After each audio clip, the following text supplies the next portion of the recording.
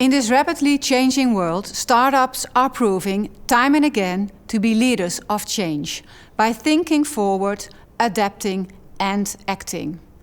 Just think of the promising startups we took to the digital CES last month, like Hyber and Hydraloop. In these difficult times, they fill us with a sense of optimism and pride.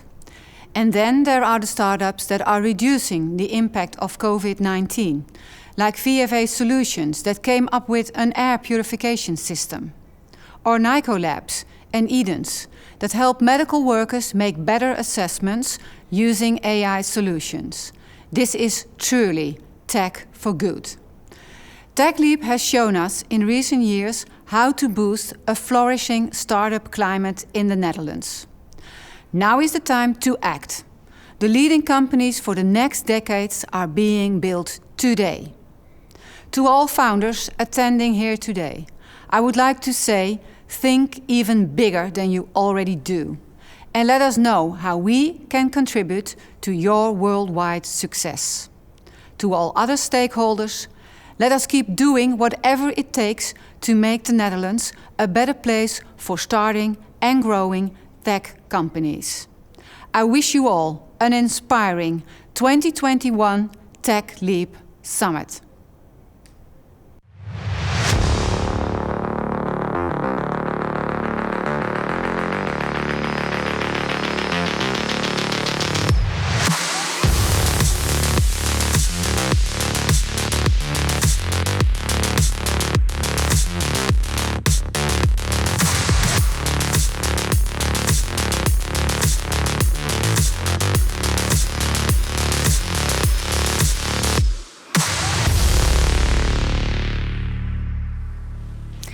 Hi everybody, my name is Vroukje Jansen and I'm very honored to be your moderator during this Techleap Summit.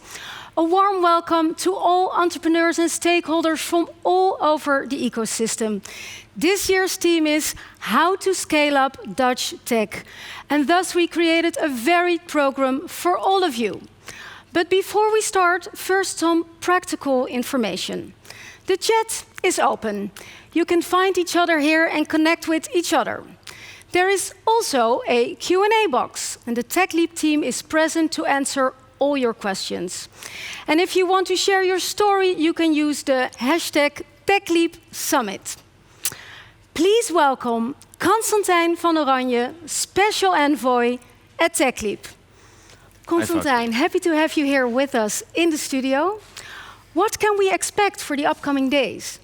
Well, first we're going to start with a presentation about the state of Dutch tech. So how do we stack up against our European neighbors, for instance? How much capital is available? How is the talent situation?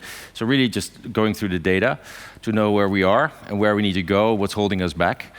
And then we'll have a program for founders, mostly for founders, and about how to scale a company. And this can be scaling your organization, how do you find the right talent, how do you approach your investment strategy, all those kind of things. And we're going to end with a session with Reid Hofman and Chris Ye from Blitzscaling. They are the masters of scale. So I think the program is really focused on scaling and it will be really beneficial to Dutch startups. Are you excited? I'm very excited, yeah. You have a presentation for us. Yes. Yes? Well, give it away. Good luck.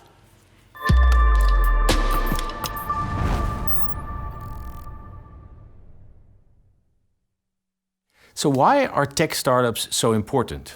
And where do we stand as the Netherlands? The world's leading companies 20 years ago are not the same today. Times are changing and technology is moving faster than it ever has done before. Is this just a software thing? Well, no. Most markets are being challenged by fast-growing companies. If you look at cars, it's NIO and Tesla. If you look at cargo, it's Flexport, or entertainment, Netflix and YouTube. And in many more industries, technology and startups are reinventing the world.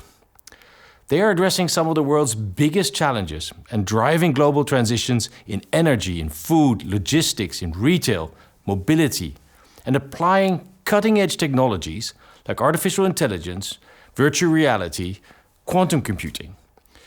So, where does that leave the Netherlands? And how do we make sure that we're not left behind as consumers instead of the builders of technology? How do we stay relevant as a nation or a continent, competitive as an economy, as the US and China are increasingly dominating the world economy? Well, times may be changing, and the Netherlands is seeing a new wave of companies that start to compete at a global scale, that started out as small startups and now bring their technology to billions. Moreover, startups create more jobs, are more productive, grow faster, and inject flexibility and resilience into the labor market. And when we talk about tech and about startups and about innovation, we mean the new economy and our ability to keep up. To play big in tech means to stay competitive, remaining relevant, creating the jobs of the future, staying in control of our data, our values, creating opportunities for future generations right here in the Netherlands and Europe. So there are a few reasons why startups are an integral part of the future of our success as a country. Now let's look at the status quo of the Dutch tech ecosystem and see where we're at.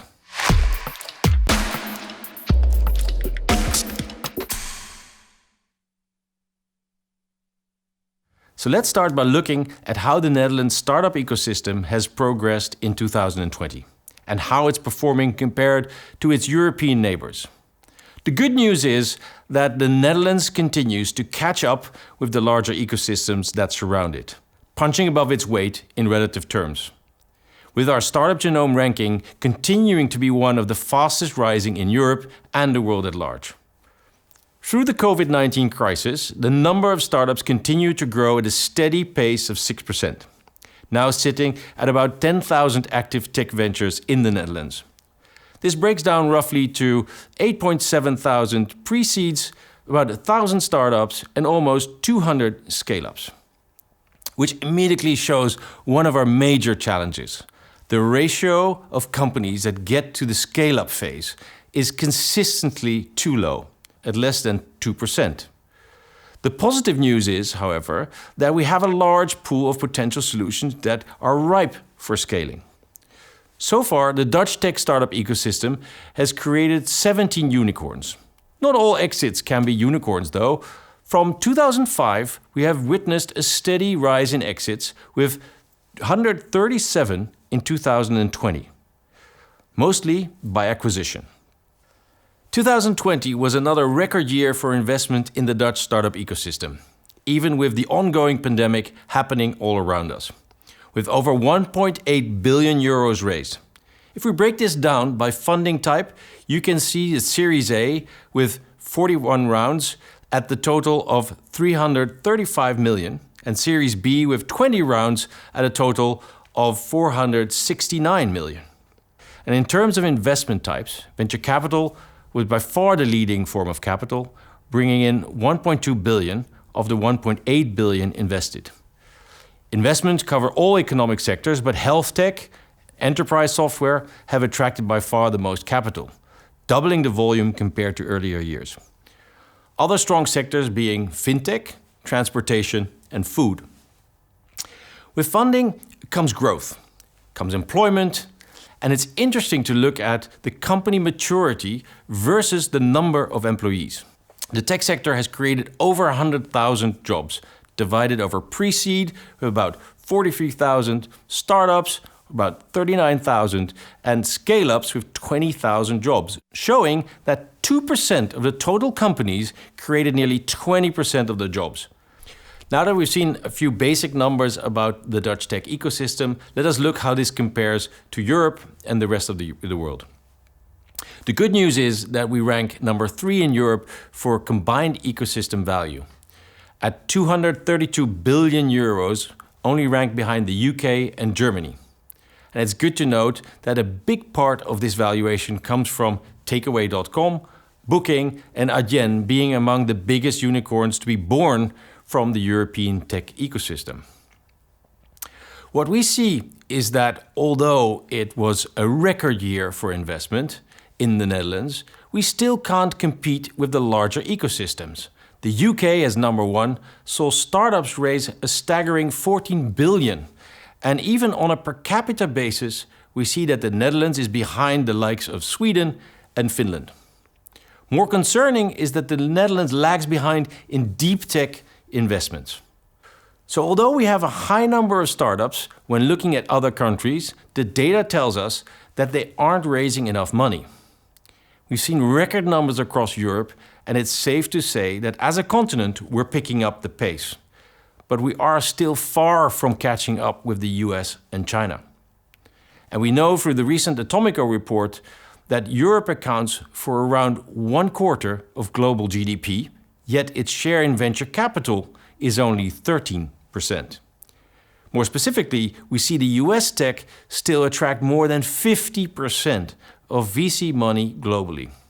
The key indicator here is the startup to scale-up conversion ratio. In the Netherlands, the number of companies that go from being a startup to converting to a scale-up is only 16%. This number in the US is a massive 51%. This difference is further compounded when you look at the average deal size, with the Netherlands at 5.9 million, Europe at 7.5 million, and the US at a staggering 23.4 million. Important to note is that the average startup scale-up conversion rate doesn't tell the whole story of the Dutch startup ecosystem. We continue to gain ground in sectors such as health tech with 25% conversion and fintech with a 26% conversion. We clearly see for the ecosystem to continue to grow, more capital is needed and ticket sizes must be increased to stay competitive. So let's look now at where the funding comes from. The Netherlands has 75 Dutch LPs that have committed capital to VC funds.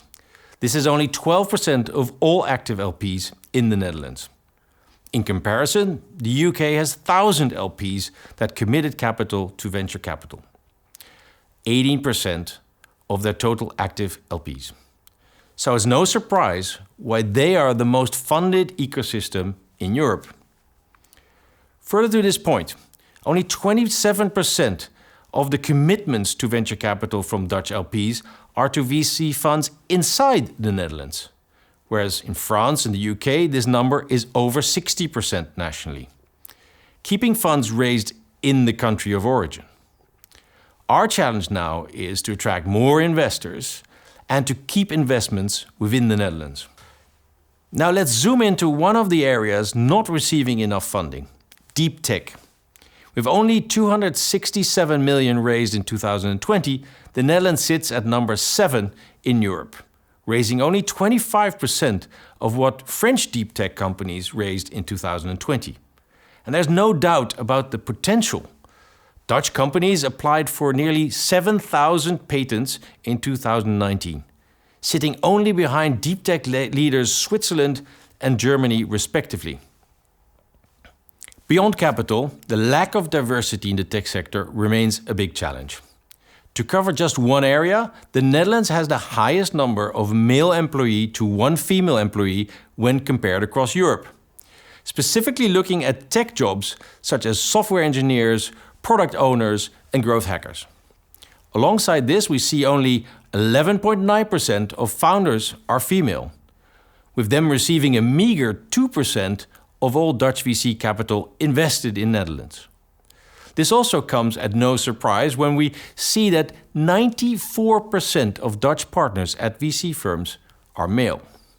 That means we're leaving a huge portion of the population at the table and not utilizing the talent the Netherlands has to offer. If we are to further compete on a European level, this needs to change. And it needs to change fast. So now we've seen where the Netherlands is at, how we measure up to Europe, and now is the time to understand the bigger picture. Overall, we have our challenges, but more importantly, we have huge opportunities. We're coming through the COVID-19 crisis fighting, and we're poised for further growth. We're full of startups across all sectors with deep concentrations in enterprise software, fintech, and health tech. With a slow but building position in IP development in key enabling technologies. However, tech companies are starving for investment, they lack diversity, are strained for talent, slow to expand internationally, while technology is mostly locked up in our universities and large companies. There's work to be done, but we can build on our success and failures together. Now let's take a look at our future and what we'll be doing at Techleap with you to accelerate the Dutch startup ecosystem.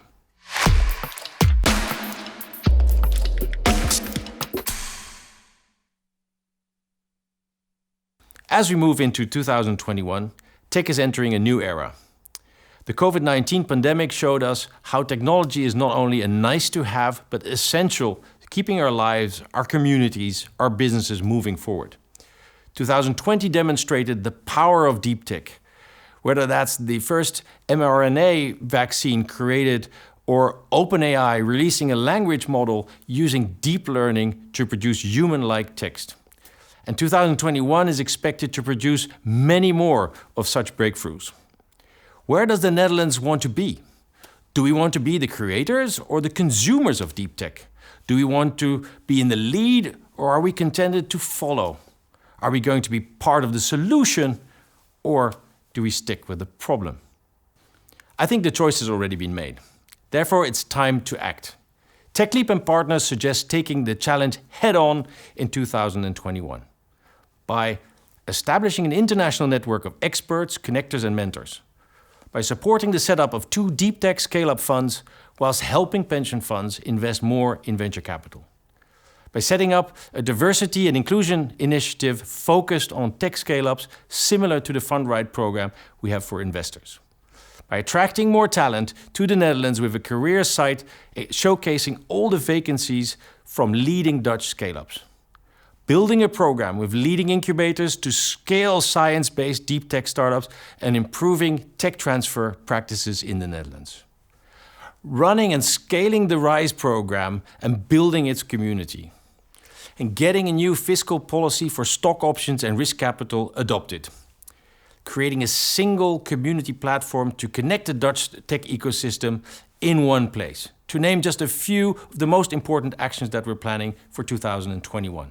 But obviously, we are not alone, and the success can only be achieved when the entire ecosystem is involved and collaborates. So let's embrace the challenge together and grab this massive opportunity.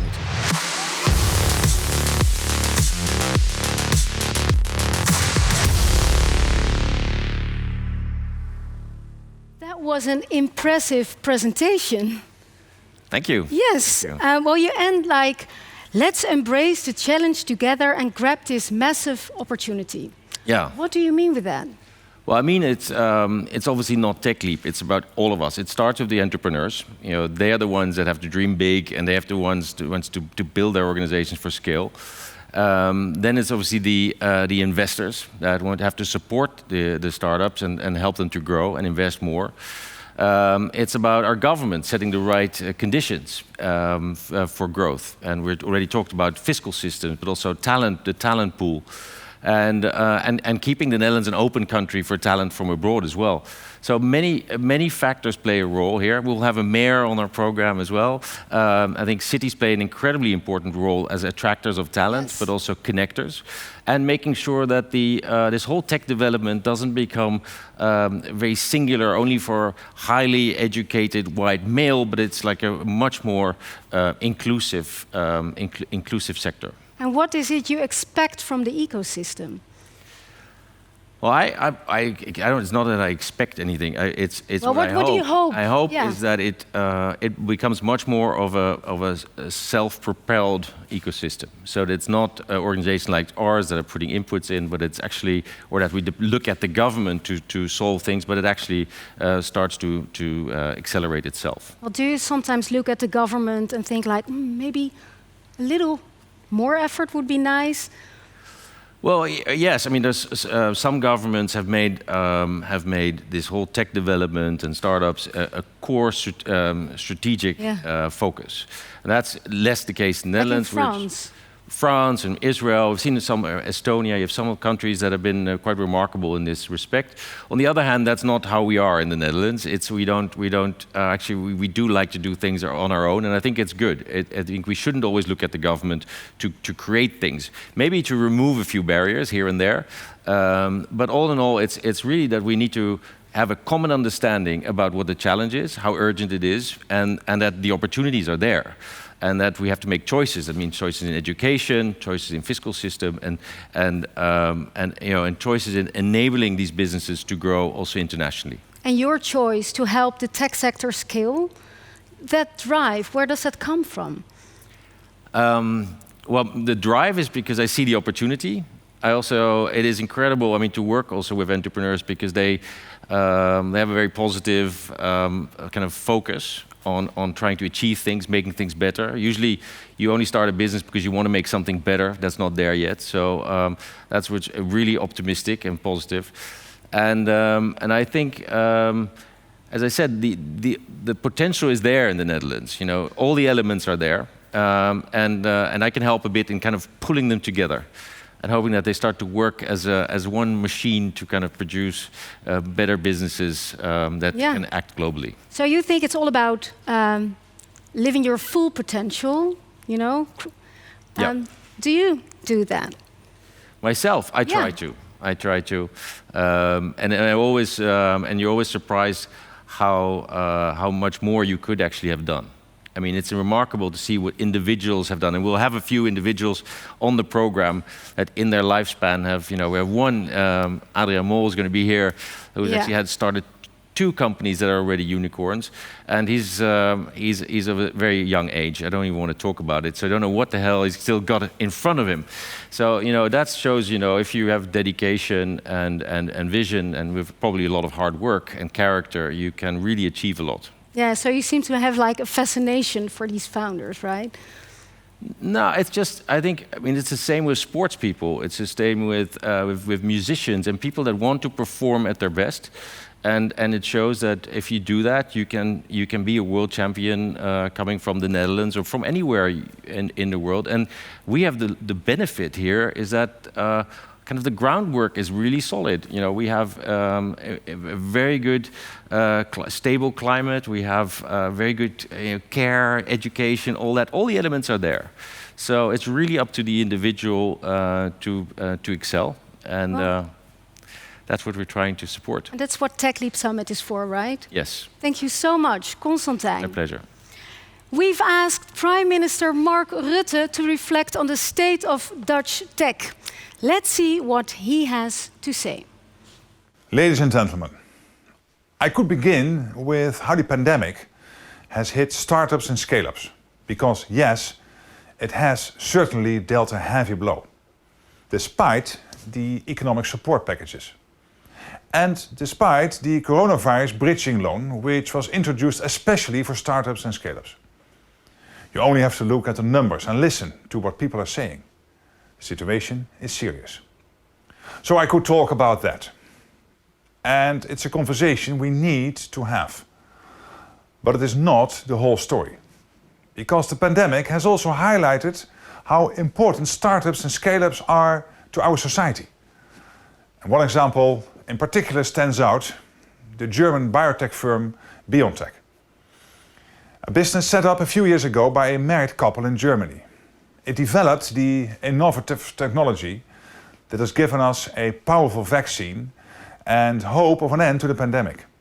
The Financial Times called it a classic European startup story. And Dutch companies are also playing their part. Companies like Demcon, which makes ventilators, and UV Smart, which makes special lamps that can kill viruses. Looking further ahead to the economic recovery after the pandemic, startups and scale-ups will be vital elements of the economy. The Erasmus Center for Entrepreneurship has done some interesting research. It shows that investment in innovation underpins economic recovery. And that is because of the very things that agile and enterprising startups and scale-ups are so good at. Improving business models, creating new products, transforming markets, and so on. We need you. We need you to make the innovative leaps which drive us forward. But we also need you to create jobs. Between 2015 and 2018, Dutch scale-ups created almost 220,000 new full-time jobs. This is around 30% of the rise in employment in the Netherlands over that period. And that's why I believe we need to do all we can to help Dutch startups and scale-ups get through this crisis and give them a platform for growth once it's over. When the new government takes office after the election, a key task will be to look what we can do better in the long term. Because even though the climate for these enterprises is good here, there's certainly room for improvement. For instance, only a small percentage of Dutch startups become scale-ups. In the United States, it's 50%. So surely we can do better. So where can we improve? One way is by attracting investment, especially from investors in the Netherlands. We also need to do better at turning patents and publications into commercial successes. And we need to do better at attracting talented people, including women. In short, we have to step up our efforts. Fortunately, I know you don't need me to encourage you. Everyone who works in this dynamic sector has that drive to improve in their DNA. Whether they work for startups, scale-ups, investors, government bodies or knowledge institutions. If we all pull together, we can boost the power and impact of the sector even more. And I have every confidence we can do it. Thank you.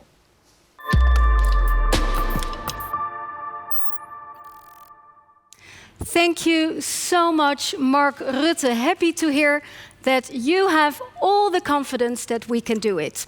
But action is needed if we want to stay relevant as a nation, that's clear. The next 20 minutes we are going to discuss what is needed to accelerate the Netherlands as an innovative and tech country. Please let me introduce to you our great panel. He is here in the studio, Frans van Houten, CEO of Royal Philips. The rest is present via Zoom. Ben Verwaayen, General Partner at Keen Venture Partners. Hi. Femke Halsema, the Mayor of Amsterdam. Hi. Ineke Kooistra, CEO of Young Capital. Welcome. Happy you are all here. Frans, happy you're here in the studio with us. We just heard some words of the Prime Minister. What do you have to say about that? Look, I think it's very encouraging that now everybody is aware of the importance of startups and scale-ups. So we are starting to say the same thing. For me, that's important because the culture in a country actually has a huge influence on whether entrepreneurs make the next step. If they feel encouraged and supported, it's a lot easier. And that's also what I think we mean with an ecosystem, you know, where the environment helps you to take the step, take risk, make a move in the unknown to discover, innovate, and to grow your company. And is that better since, 20 years ago? Oh, I think so, and that is very encouraging. And Constantijn just presented in his introduction, the huge numbers of pre-seed. So a lot of folks really want to make the leap, but we got to help them, right? And that help needs to come from all sides. And I want to be very vocal about the need that we all have a role to play. So let's not externalize this as something intellectual while we have these numbers and these startups. If we help them, they can go faster and we can improve the ratio from pre-seed to startup, from startup to scale-up. And what do you think is needed to bring the state of Dutch tech to the next level, some bullet points? We can look at a best practice. Coming out of Eindhoven, we are very proud of the ecosystem that we have built in Eindhoven, where you see strong collaboration between the city mayor and their staff. industry in Eindhoven, the university. Right? We have a high-tech accelerator. We have a campus where, the atmosphere is all about entrepreneurship and scale-ups. There are inspiring speeches, there are coaches, there are services offered to scale-ups, and that ecosystem is proving its success with not only big companies in Eindhoven, but many, many, many smaller ones. Makes you proud, right? It makes me proud. Yeah, I can see that. Why would we not have that between Rotterdam and Delft? Right? And why would we not scale the Amsterdam region even bigger? Right? I think it's possible. And we could have, around Wageningen, a food valley that would be fantastically successful. But we cannot just say that and then think we are done. Right?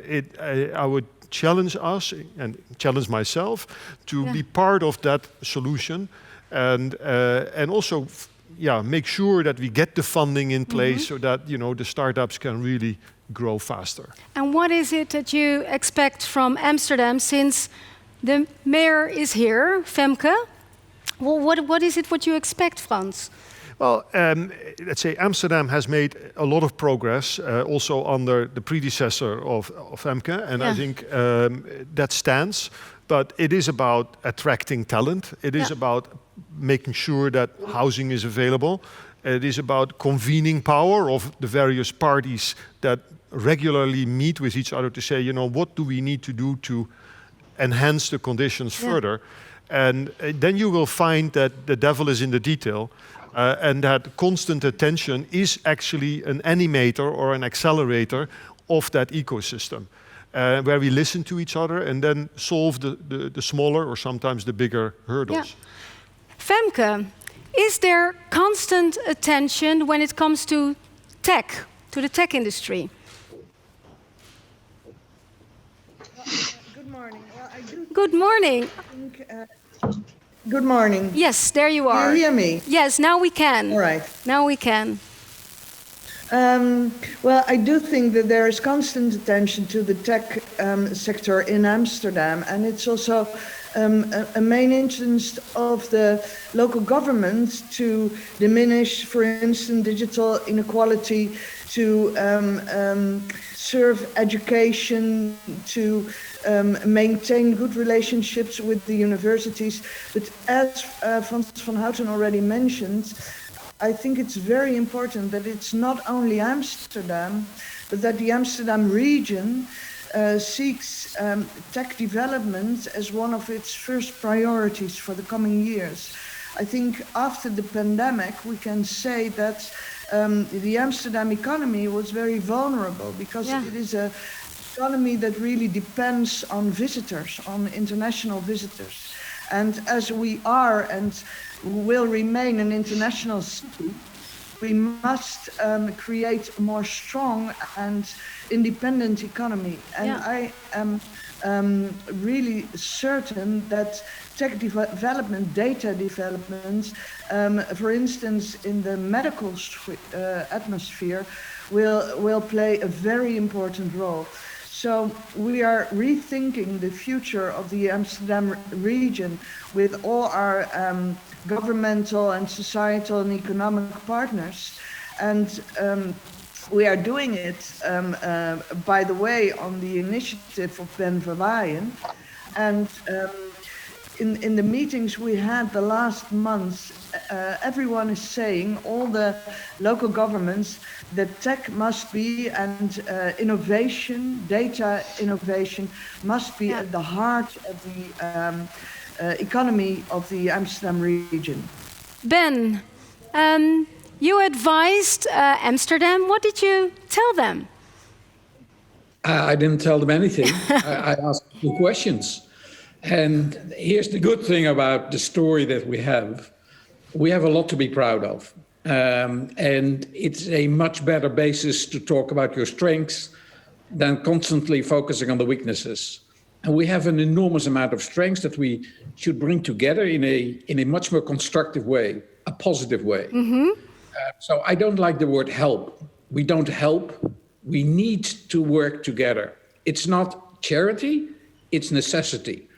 And if we do that, and in a small country like ours, with a lot of talent, a lot of infrastructure, and a lot of motivation, we can do so much more than we do today. But then why is it so difficult to work together? What is that? Well, let me say three things about it. The first thing is working together means that you have to look over the boundaries of your own organization or structure. And the definition of we is always the most difficult because we is an enclosed environment. And in this particular case, you need to think out of the box and out of the we. You have to create a new we, so to say. So in culture, if you work in a large organization, and I have some experience with that, the measurement of success is making the least amount of mistakes. If you work in a startup or a scale-up, the dream is to reach to the moon. And you have to bridge those two. So the requirements to work together will mean that you understand the other side. It's not one side is better than the other. You need to understand that. Yeah. So that's a cultural divide. Yeah. And the third element is, as Constantine rightly said, if you go to larger ticket sizes, unfortunately here in the Netherlands, you have to go outside. And why is that? Because our upstream, and in the Netherlands, those are the pension funds, does not participate hardly enough to be part of the game, so to say. So we need to do a little bit more about enticing everybody to collaborate. A little bit more might be way more. Ben, am I correct that you are stuck in your bedroom? Right. Well, you have to find a place where you have a camera that is not my bedroom, but, I see our mayor. Very holy type of environment, yeah. Yeah. And Femke, are you zooming all the time, like from this room? Are you the mayor stuck in your room now? Right? Yes, I am. Yes. And well, it's a nice historical artifact. I'm sitting in the old mayor's room that was used centuries ago by the mayor's den. Mm-hmm. And the last century it wasn't used, but now during the pandemic I'm retreating into the old chambers because there is no other way to go. But Femke, can we conclude that the pandemic changed your perspective in the importance of the tech industry? That you see it's more relevant now than ever? Well, I think the pandemic confronted our city with the vulnerability. Oh, I'm sorry. It's a difficult word, no worries. With the vulnerability with our regional economy. Yeah. I think we were confronted harshly with what it means to depend so heavy on international visitors. We were the fastest growing city in the Netherlands for years. And when the pandemic started, our debt grew fastest of all cities in the Netherlands. So we have to change. And I think we all realized that tech is also because we have 2 universities, we have a highly educated population. We are an international hub with a huge data center. And for instance, EMA, the medical agency, we already have an important role and we have to further enhance that role. And I think we also have to work together more than we did with, for instance, the hub in Eindhoven that Frans van Houten already mentioned. Are you happy to hear this, Frans? Fantastic. Yes. Absolutely. I feel very encouraged and we're going to hear more. Good. But we can do it together and because that ecosystem requires all parties to contribute. Yeah. Also large companies. There are 17 unicorns in the Netherlands. 11 are situated in Amsterdam. So to help them grow, we need a lot of talent. And do you think Amsterdam is doing enough to attract that talent? Well, I think we do, and we did. I think the vulnerability, there I go again, of the city is especially in the digital inequality. When the pandemic started, we discovered that too many youngsters didn't even have a computer at home. So we distributed almost 10,000 computers. And what I think is very important, that we do not only attract international talent or national talent, but that we also educate our more vulnerable youngsters to make sure that we really have an ecosystem that is that can serve the whole city. Yeah, Frans, you want to respond to that? So I think talent is hugely important, and startups and scale-ups depend on talent. And we need to step up our education system with regards to AI, data science, because we cannot find enough data scientists. And many of the new breakthroughs will have at least an element of data science in it, and therefore we need many more of those people. I think we should welcome talent from outside. The example of that Premier Rutte gave about the vaccine, in fact, were migrants, very motivated to get ahead. But we need to provide an education system where we have enough engineers, enough data scientists, because there will be a huge shortage in the coming years. Okay, thank you. Thank you. Ineke, you are in the talent business. Do you think the quality of Dutch IT professionals, of developers, is it good enough? Now, first of all, I like to start off by saying that I'm truly convinced that we have a lot of talent and potential talent in the Netherlands right now. But I have two concerns, and I have also some solutions. Also about the quality of young people. That's why we asked you, right? Yes, of course, yes. But I see two things happening in the Netherlands. I think I recognize that people, and for example, young people are very easily satisfied. 6 is often good enough, and why should they work harder? And it's very difficult to push into a 9, from a 6 into a 9. And I really think in the Netherlands it could be the Dutch culture, because good is good enough. Don't stand out. Don't be showy. Don't be better than the rest. That is typical Dutch. And the other thing I think in the Netherlands we have to face it. Is the prosperity. Why should you fight? We have enough in this country, and that's why I think for young people it's very important that they have something to look forward, and when they have something they believe in and they have the trust. Then I'm certainly convinced that we can. That the 6 can turn around in a 9, and they are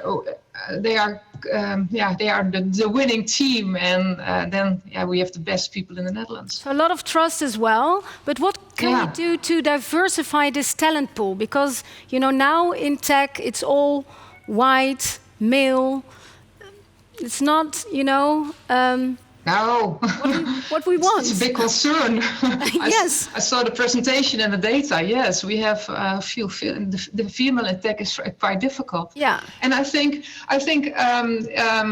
also in the Netherlands, it's also culture, because we do a lot of campaigns for young girls from 12 years to make them more interesting in tech, but it's quite difficult right now. And what I see, and that's my also probably a solution, what I see in my company, Young Capital, there are a lot of women working, for example, at the online department. Mm-hmm.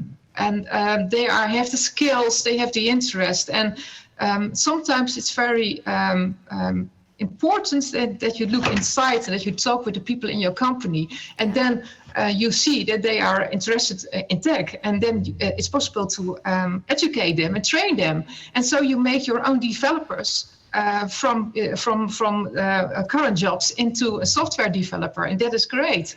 So that is also a solution. We have to develop like a nose for people who like tech.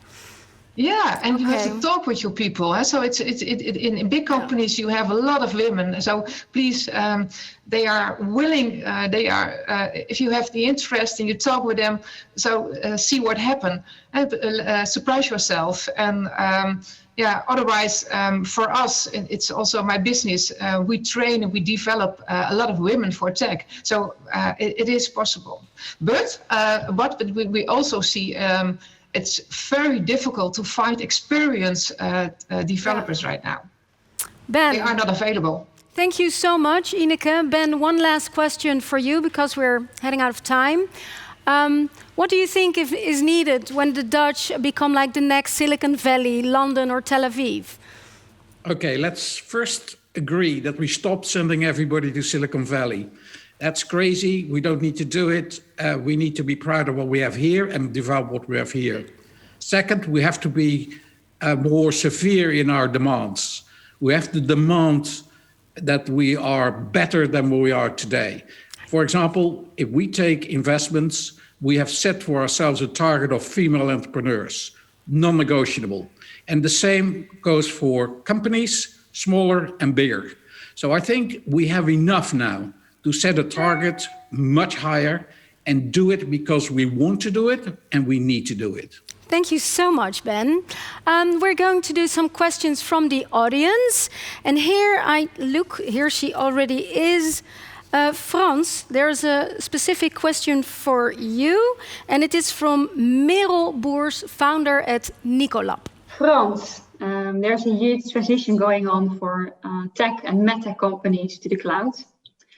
This offers rapid scaling for existing solutions, but also opens up new doors for new products to be used not only within the hospital, but also at the homes of healthcare professionals.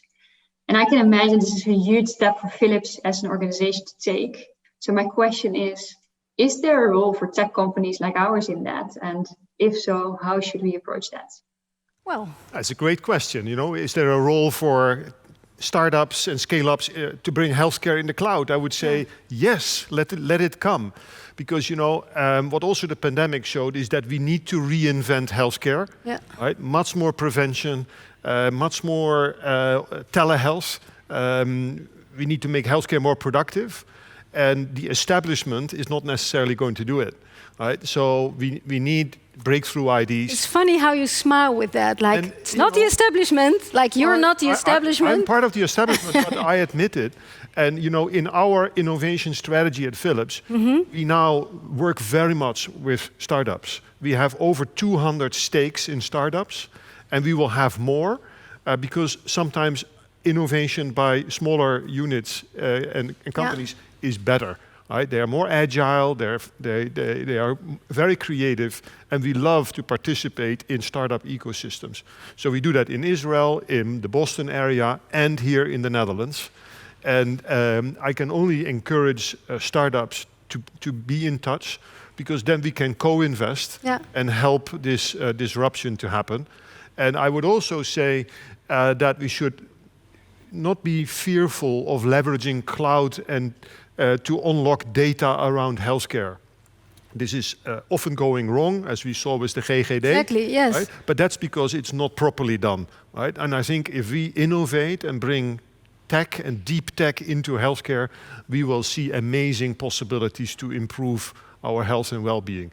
So let it come, more startups. I think the Netherlands has a lot to offer to healthcare startups. It's an area where there is a lot of expertise. I'd like to add to one point, and that's the pension funds. Yeah. Right? We don't have that much time. Funds, isn't it nice to put the money in Dutch startups and Dutch jobs rather than give it to BlackRock and fund US companies?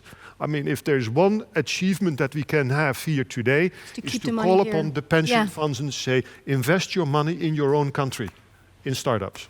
Okay, wise words from Frans. We have one more question from the audience, and let's keep it a little short. The question is, what can we as individuals do to help the ecosystem in the short term? Well, Frans, maybe you can respond. Well, I think we can do a lot. The ecosystem needs to be organized. And I was proud about the example in Eindhoven.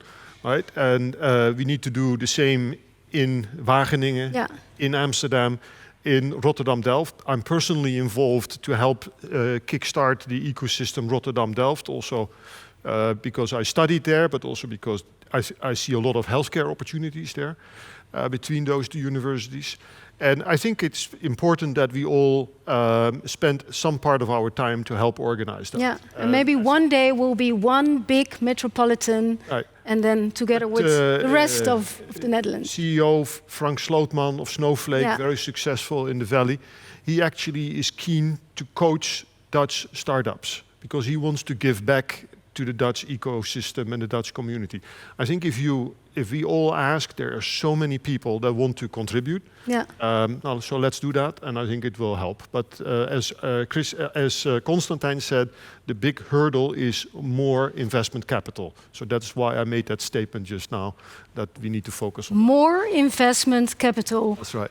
Well, this was it, the end of the first panel discussion. Thank you so much for your time, advice, and reflections.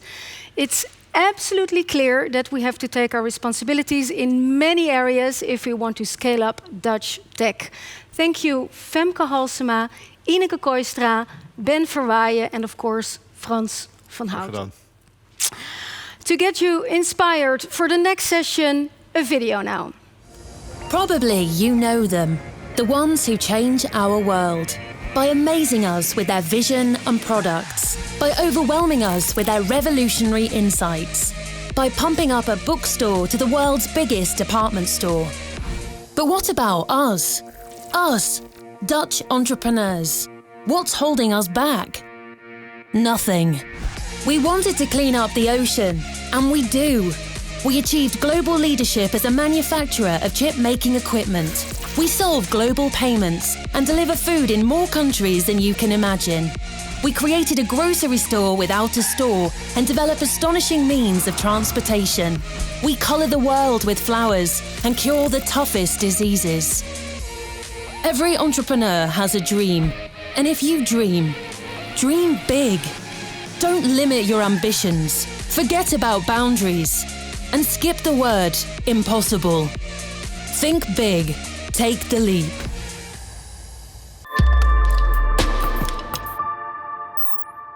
We need to think big. And that is the most natural thing to do for our next guests in the panel discussion about serious business.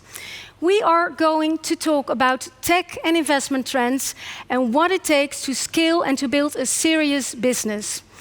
A warm welcome to our panel, Luciana Litsandrou, partner at Sequoia Capital, Pieter van der Does, co-founder and CEO at Adyen, Roxanne Varza, director at Station F, the biggest startup campus in the world, and here in the studio with us, Adriaan Mol, the founder of Molly.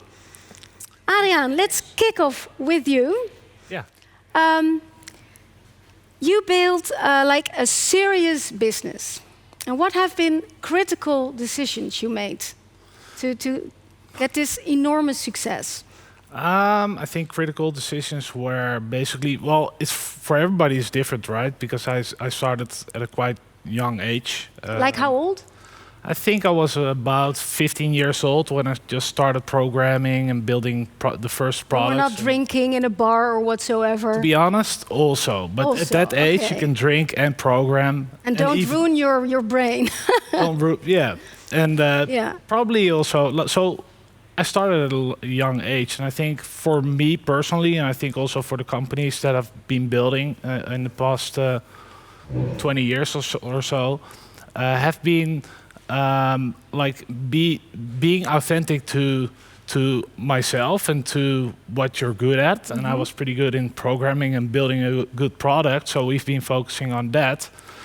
And probably that's also the reason why we've been able to build such big companies like MessageBird and Molly without any outside investments, which is super nice. Like when you're 15 years old, did you already have that in your mind? No. You know, like I want to build like a huge business.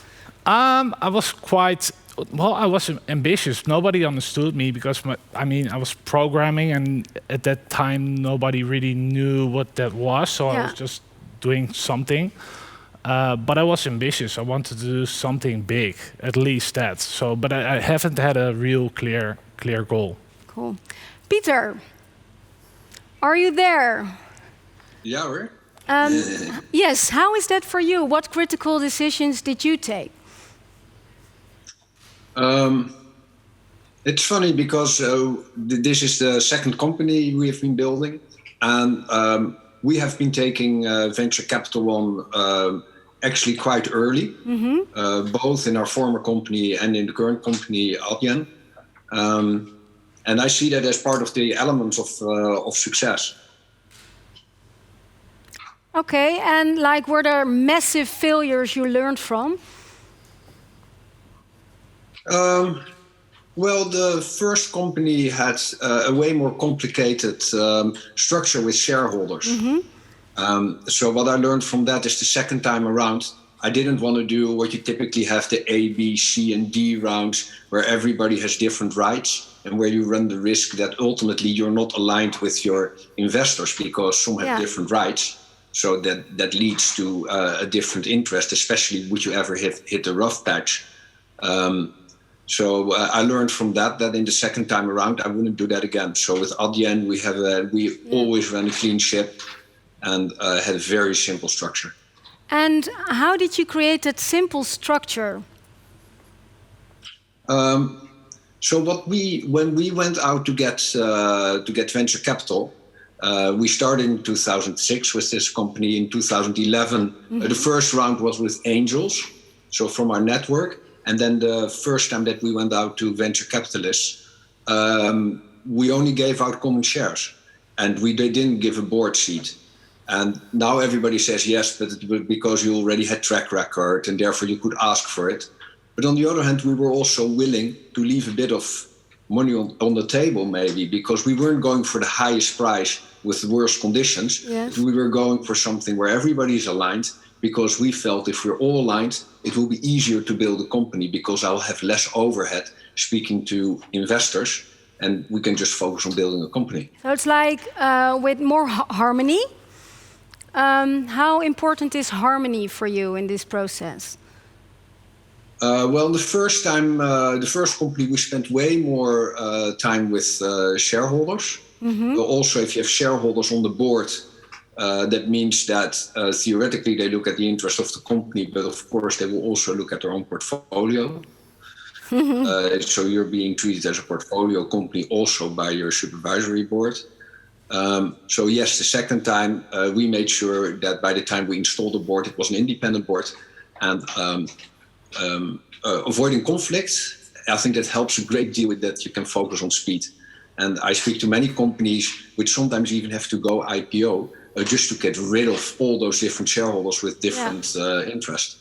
And Adriaan, how did you do that? Well, it's easy for me because I'm the major shareholder, so I can decide whatever I can do myself. So that was also why I said that was one of my most important decision is to bootstrap it as long as possible. But of course, I agree. Do you still agree with that? Like to bootstrap it this long? If you have an advice for, all these new entrepreneurs and... My advice, like, if you're able to bootstrap, do it as long as possible, but you also want to exploit the full potential of your company. So, I mean, hindsight, I could have say that maybe I should have raised earlier than we did. But nevertheless, I mean, that's the reason why I've still so many shares, and that's also nice. That's nice also to a have, good thing, right? yes. So bootstrap as long as possible, but also stop bootstrapping as soon as possible, because the bootstrapping mentality is also quite Dutch, because it's you kind of think small, you kind of think about small optimizations and gross profits, and I think that it's the time that we need to think way bigger. Yes. Okay. Luciana, are you there? Am I pronouncing? I am, yes. Yes, good to have you here. Am I pronouncing your name correctly? Absolutely correctly. Good. Hi. A good relationship between an investor and a founder, what does that look like according to you? I think it's a relationship of trust and a relationship of transparency. I think you need to develop this relationship organically. It's like with every other relationship in your life, and the cadence and the dynamic might be different with every single person. But I think as long as it's based on trust and transparency, that's a recipe for success. And what does that mean for me? It means that a founder is comfortable to call their board member or their investor whenever things are not going well, and is excited to call their board member or their investor when things are going really well and they have great news to share. So that's, those are for me the ingredients of a successful relationship between a board member or investor and a founder. You're also investing in Molly, right? MessageBird. Sorry, MessageBird. Unfortunately not. Sorry, MessageBird. Sorry for you. And how do you perceive that relationship? With who? Sorry, with the with the investors in general. I think again, it's quite easy. We see them as a partner. We try to leverage their knowledge and their network, and of course, we have chosen for the really good, like the tier 1 investors. And they have a lot of experience. Like the investor that just invested in Molly, it's called TCV. They invested in Netflix, Airbnb, Facebook, all these companies that have been in the hypergrowth stage that we are, and they can learn us so that we don't have to make the same mistakes, basically. Cool, Peter. We had like a pre-talk. And there you said, like, yes, but investors can be sharks too. Can you explain that? Well, so I've been through this since 1999. I've worked with investors, and investors ultimately, if you see how an investor is rewarded, they are there for the LPs, so for the partners who put money in a fund, and their job is to pick the best companies and to make money. So to make money means that there has to be a liquidity moment, because if there's no exit, you can never measure your success. So whereas I'm very happy that we took investors on board, and I would do it again, and they can help you, especially being funded by one of the top tier investors. I mean, if you're funded by Sequoia, that says something about your company. That means that you are being picked by very experienced people as one of the promising companies. But that doesn't mean that you're fully aligned. Yeah. So I have always looked at investors with a great deal of, or you could say, of caution.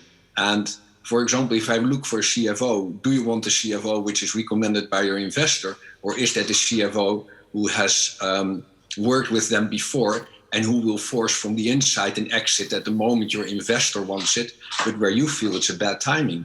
That's a risk. So I would not immediately, if my investor says I have a great CFO for you, think like, oh wow, that's so great that I can leverage their network. My first thought would be, we are not aligned. It could be that it's a great CFO. It could be that it's one of your people who's now on the inside working for your interest, as we're not aligned. So caution is necessary, but you can partner with them, and it can help you immediately. It can help you enormously to contribute to your success. Yeah. But I would not be naive in that relationship. Luciana, do you ever notion that caution between with founders? Sorry. Yeah, I'm obviously a little bit biased in the opposite direction. The way we think about the world is there are very few audience in the world. There are very few companies that become enduring companies, generational companies that are going to be around for decades, and that are going to change the way consumers live their lives and the way enterprises run their business for a long time. So when we find those founders, we actually want to partner with them for a very long time. Our tagline, in fact, is from idea to IPO and beyond. Mm-hmm. For us, a public offering is not, it's a milestone in the life of the company, of course, but it's very rarely an exit, so to say.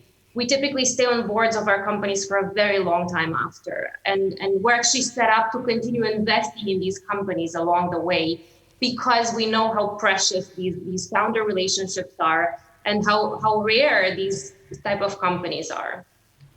So that's my view. Thank you. Roxanne, are you there? Yes. Yes, good to have you here. If anyone would know how France moved from a startup to a scale-up nation, it's you. Can you tell us what happened? Sure. I also just wanted to tag on to the back of this discussion, especially what Luciana just said about growing companies to the IPO stage, which is something that we still see a lot less of in Europe. And so I think we need more companies like Adyen, who probably turned down a ton of acquisition offers. And so this is something that I think the ecosystem is finally starting to grasp, that you don't just jump on the first offer. But with regards to France, we've seen a huge transformation over the last, I would say, maybe 5 or even more years. Mm-hmm. It hasn't been something that's happened overnight. It hasn't been something that is just the work of the current president. It's actually been a work in the making. But I think it started with the pigeon movement that we had when we had the former president, which was essentially a lot of entrepreneurs and investors wanting to leave because of high taxation. And at that moment, I think the government actually woke up and realized they need to work with the entrepreneurs much more closely.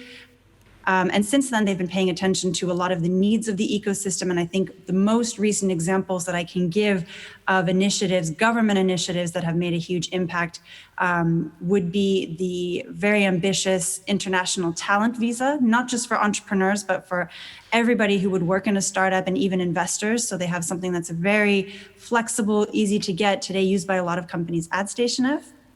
And then also, they also addressed late-stage capital very, very well when the president made some big announcements about last year with regards to capital that was made available for later-stage investments, which was essentially non-existent before. And are you bullish about Dutch and European tech? I've always been. I come from San Francisco. I left 11 years ago. I was ahead of the exodus. No, but I am, and I've really seen a transformation. And I think we're actually in a very exciting stage right now, not just in France, but for all of Europe. Do you, Peter, do you also feel this is exciting times for you? Yes, there are a number of tailwinds which will help Europe, and one of them is that you see that globalization of online companies is happening. So that means that from Europe you usually have a smaller home market. So from the start of the company, you'll be expanding yourself internationally. So you're from the start used to dealing with different languages, currencies, and all the complexity that comes with building an international company. And that can be an advantage over, say, the US, where your domestic market is huge. So yes, I think that there are tailwinds currently which will help us. But you decided only to work with foreign investors. Why is that? We wanted to go for the best investors we could think of. So we were. So you start at the top and work your way down. But we started at the top, and it actually was quite successful. So we went out when we didn't need money. And in 2014, we did a tour through the US, where we visited a few of the VCs that we really wanted to have on board. Also, we went to Temasek, and we got Temasek. We got Mark Zuckerberg's fund, Iconic, which is a powerhouse in Silicon Valley, where Jack Dorsey of Twitter is participating, and Tiger Global, Chase Coleman, is on that board. So we wanted to build a network, and we wanted to start at the companies that we thought could really help us. And as that was successful, that's where it stopped. And if the ecosystem in the Netherlands gets better, would you consider asking a Dutch investor as well, like Frans van Houten just said?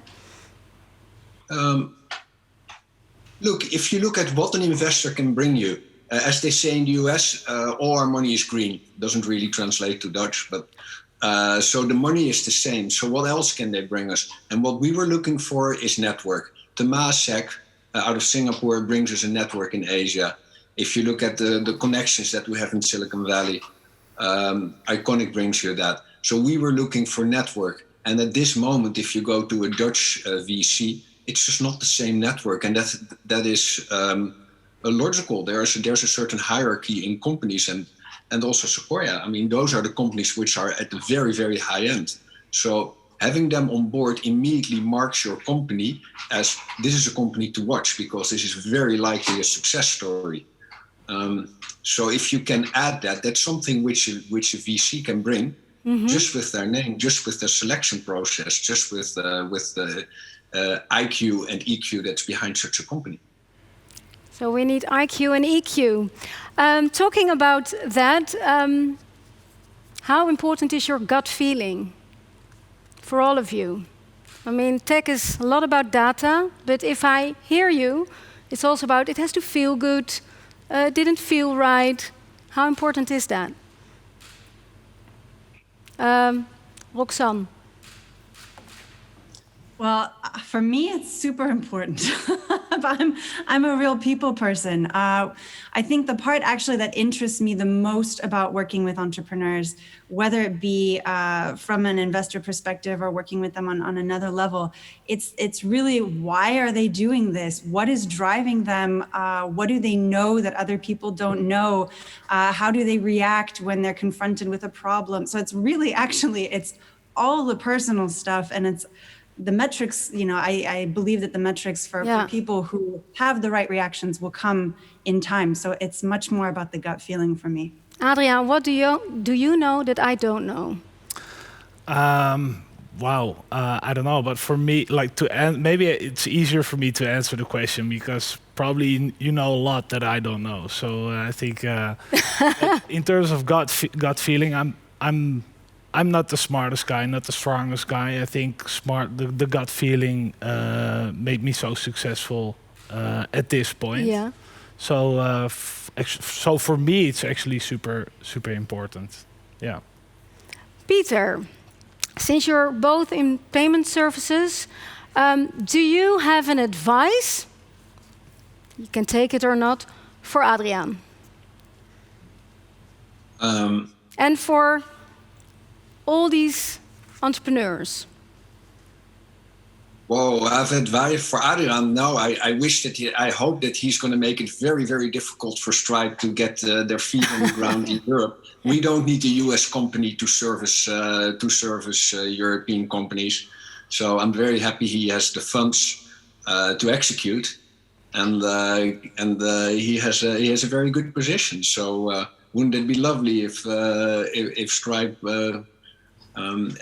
That would be such a shame. We have such a good hand of cards here in Europe, and we don't need the US company to dominate the market here. So you're proud as a Dutch company here? Of course. We have such a history in payments with Global Collect, with Bibit, our former company, and now with Molly. So we have a great hand of cards, and we should play them right. And by the looks of it, he's doing that, so that's good. There was one thing. There's one thing more I'd like to ask you, Peter, and then we are going to put this panel session to an end. But you said that the Dutch don't take advice very easily. They do not come up and ask you, "How did you do that?" So, are you open to be a bit more of a coach for entrepreneurs? Yeah, I've been. When I'm being asked, I usually say yes. I'm happy to do that, and I see that in the Valley, it's easier to connect to other entrepreneurs and to chat with them, go for lunch with them.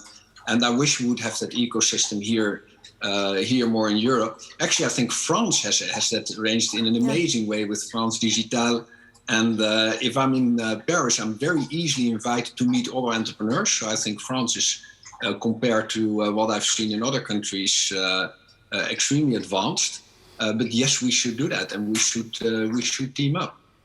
Okay. And I'm happy to do that. Well, thank you so much, all of you. Let's team up, and maybe one day we can have lunch together. Thank you, Adriaan, Peter, Luciana, and Roxanne for your contribution. Well, this was the opening, but there is a lot more to come today. At 1:30 p.m., we will talk about inclusive leadership teams. And today at 3 p.m., we will talk further about how to expand your business on a global level. For more information and to still register for the session, please go to Techleap.nl. See you later.